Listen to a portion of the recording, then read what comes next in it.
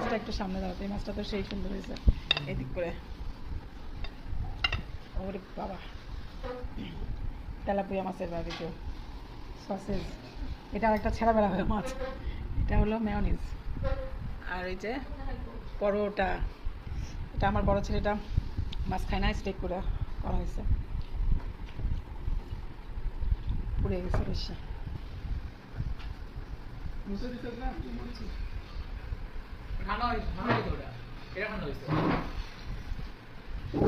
আসো বাবা।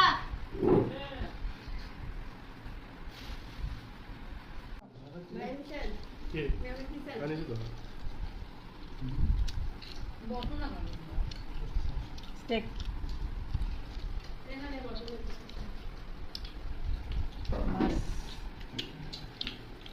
মাছ সেই